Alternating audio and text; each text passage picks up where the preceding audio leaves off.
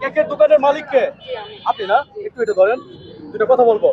আচ্ছা, আজকে কি প্রথম কেক নিয়ে আসছেন এখানে নাকি আগে আসছেন?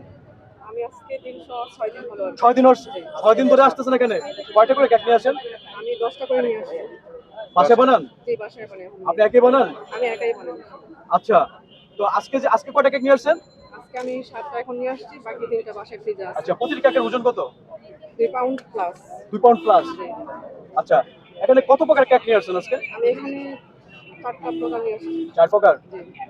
আচ্ছা, ঠিক আছে। তাহলে এর সাথে তো পুডিংও আছে। জি, পুডিং আছে। পুডিংয়ের দাম কত?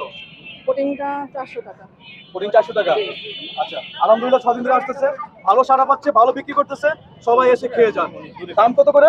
100 টাকা পিস। সাইজ 100 টাকা করে। 100 টাকা করে।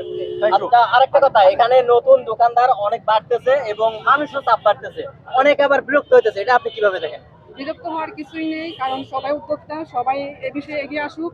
আমি চাই যে প্রত্যেকটা নারী উদ্যোক্তা এখানে আসুক, সবাই সারা পাক এখানে এসে। তো সবাই শুনলেন তো, ব্যবসা ব্যবসায় এটাই। সেটাই। ভালো থাকবেন সবাই। ভালো থাকেন, ভালো বিজনেস করেন, দোয়া করি।